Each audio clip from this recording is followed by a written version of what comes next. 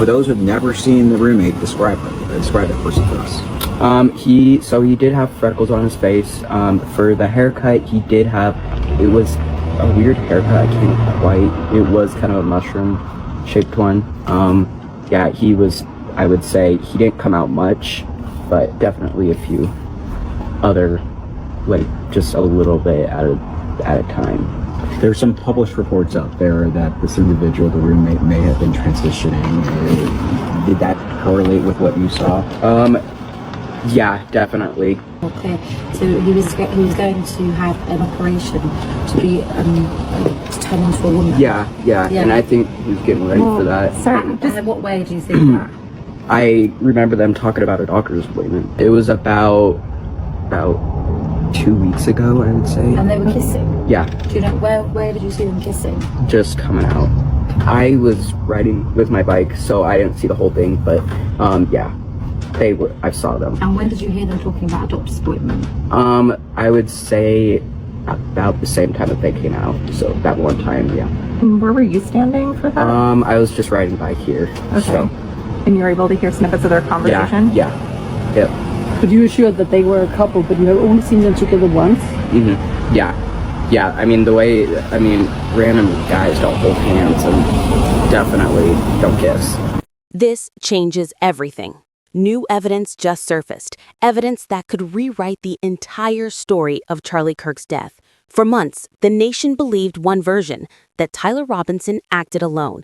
But tonight, a shocking connection quietly buried for months links Tyler to a mysterious figure named Lance Twiggs, his so-called trans boyfriend, a name never mentioned in official statements, never acknowledged by Tyler's own family, yet central to everything. Who is Lance Twiggs? Why is his identity so hidden that even people closest to Tyler claimed they never met him, only heard whispers? And why do some say he's now under witness protection?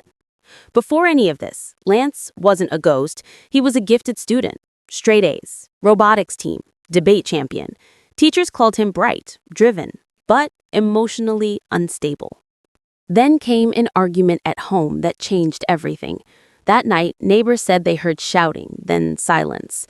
After that, Lance disappeared for weeks. When he returned, something was different. He had changed his name, his identity, his circle.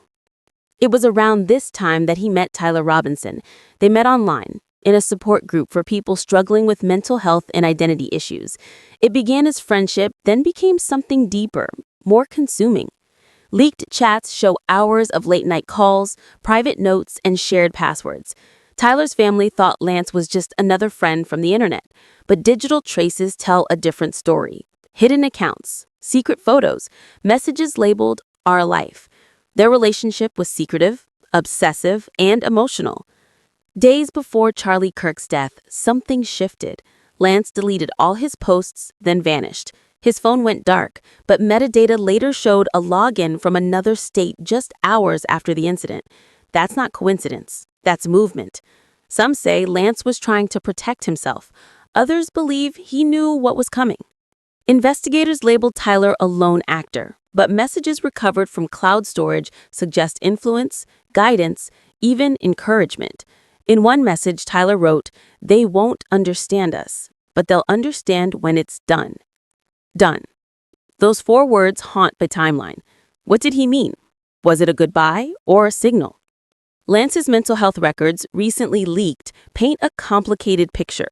Diagnosed with schizophrenia, struggling with paranoia and disassociation.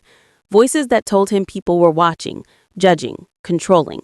Yet teachers and classmates remember a kind, articulate student who wanted to make something of himself. Someone trying to belong.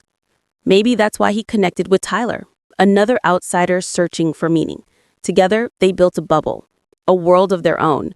But bubbles burst. When the tragedy happened, Lance's name was erased. No mentions in police files, no trace on social media, just silence. Yet, behind the scenes, there were clues. An encrypted SIM card pinging near the courthouse. A witness in Arizona claiming to see someone who looked exactly like Lance, accompanied by a government vehicle. Could he really be in witness protection? Or is that a cover to keep him out of public reach? And if so, who's protecting him and why? Some online forums suggest he was providing information, possibly to deflect blame or to hide involvement. Others think he was never meant to be found. The deeper you look, the stranger it gets. One source claims law enforcement redacted over 30 pages from the official report, pages that mention someone fitting Lance's description. Another claims that the mental health facility where Lance once stayed suddenly closed weeks after the shooting, with staff instructed not to discuss past patients. Coincidence or control? It's almost as if every trail leading to Lance ends abruptly, every file missing, every witness silenced. But why? If Lance was innocent, why erase him? And if he wasn't, who's keeping his name out of headlines? Tyler's parents still insist their son was manipulated, that someone got inside his head. Maybe they're right. Maybe that someone was Lance. Or maybe he was a victim too, swallowed by a system that failed him long before any of this began. Think about it. Two young people, mentally fragile, emotionally desperate, ignored until it was too late. This isn't just a crime story. It's a story about neglect, about silence, about what happens when red flags are dismissed until tragedy becomes the only way anyone pays attention. And yet, the questions remain. Why were Tyler's messages to Lance deleted before police arrived? Who accessed his accounts in the hours after the crime? And why does Lance's name appear on a restricted database connected to ongoing federal cases? The truth is, every new piece of information leads to a deeper hole. And still, no one can explain where Lance Twiggs is today. Maybe he's living under a new name, watching from afar. Maybe he's been silenced permanently. Or maybe, just maybe, he's the missing link in a story too dangerous for anyone to tell out loud. What we know is this: nothing about this case adds up. The timelines don't align, the digital evidence contradicts the official version, and the people in power are doing everything they can to control the narrative. But control doesn't erase truth. It only delays it. Eventually, everything hidden comes to light. The question is, when it does, will we be ready to face it? Because when that next leak drops, when the next piece of evidence surfaces, it might not just change what we know about Tyler Robinson. It might expose a system built on deception, silence, and fear. Stay alert. This story isn't over. It's only beginning. Then came a new file, hidden deep within a forgotten drive from an old university server. It contained a transcript, an internal counseling note from a campus therapist who met with a student named LT. The note read, "Recurring fear of being tracked, claims a male friend is being watched because of him, feels responsible for something that hasn't happened yet." The date on that note? 6 months before the shooting. The initials, LT, match Lance's former student records, and yet the document was never shared with law enforcement, never reported in the official investigation. Why? Because the system doesn't flag emotional breakdowns until damage is done. The more investigators pressed, the clearer it became. Someone kept Lance's file incomplete. Every trace of his mental history was fractured, redacted, or mislabeled. One former school counselor who requested anonymity said that during Lance's final semester, he suddenly stopped showing up to classes, but he never officially withdrew. His attendance record shows blank entries replaced by a single note, transferred to independent study under review. Review by who? No one seems to know. Weeks later, a janitor cleaning out the science lab found a torn ID card. It was Lance's, snapped in half, picture side missing. Alongside it, a printed page from an email exchange. The subject line read, "You said it would help him. You promised." No sender, no recipient, only a timestamp, 2 days before Tyler Robinson's name hit national headlines. Someone knew what was coming, and someone else wanted that trail gone. Even more troubling, when an independent researcher cross-referenced Lance's deleted accounts, they found a private online group created months before the tragedy. Membership hidden, content restricted. The name? Project Sum. Then came a new file, hidden deep within a forgotten drive from an old university server. It contained a transcript, an internal counseling note from a campus therapist who met with a student named LT. The note read, "Recurring fear of being tracked. Claims a male friend is being watched because of him. Feels responsible for something that hasn't happened yet." The date on that note, 6 months before the shooting. The initials LT matched Lance's former student records, and yet the document was never shared with law enforcement, never reported in the official investigation. Why? Because the system doesn't flag emotional breakdowns until damage is done. The more investigators pressed, the clearer it became. Someone kept Lance's file incomplete. Every trace of his mental history was fractured, redacted, or mislabeled. One former school counselor who requested anonymity said that during Lance's final semester, he suddenly stopped showing up to classes, but he never officially withdrew. His attendance record shows blank entries replaced by a single note, transferred to independent study under review. Review by who? No one seems to know. Weeks later, a janitor cleaning out the science lab found a torn ID card. It was Lance's, snapped in half, picture side missing. Alongside it, a printed page from an email exchange. The subject line read, "You said it would help him. You promised." No sender, no recipient.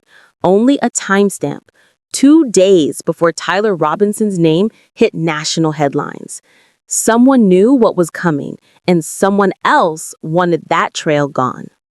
Even more troubling, when an independent researcher cross-referenced Lance's deleted accounts, they found a private online group created months before the tragedy. Membership hidden, content restricted. The name? Project Sunlight. Inside, archived messages showed emotionally charged discussions about surveillance, self-defense, and government control. The admin? A profile with the initials LT.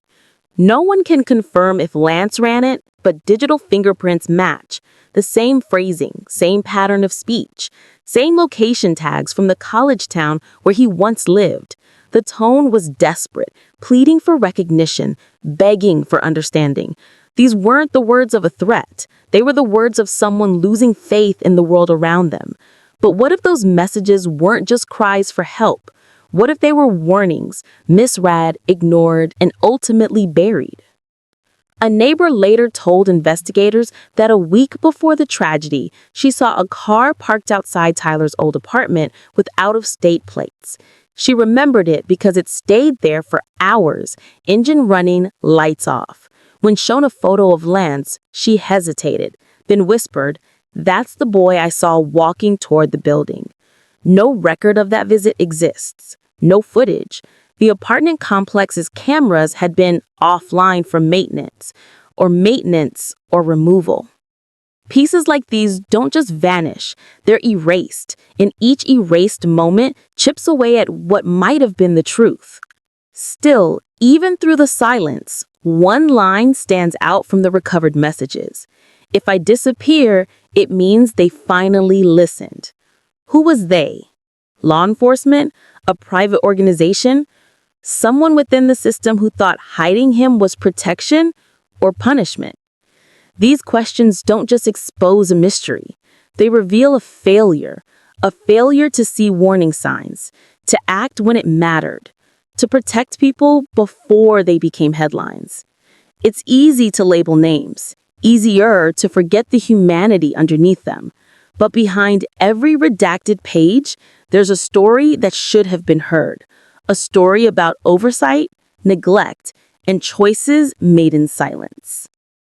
And now, for the first time, fragments of that silence are beginning to speak. Because another source, one close to the initial investigation, just confirmed that a sealed warrant was issued weeks after Tyler's arrest. The target wasn't a weapon, wasn't evidence, it was a person. The name on that document remains classified, but the initials match. So if Lance Twiggs was truly gone, why issue a warrant? And if he's alive, why pretend he never existed?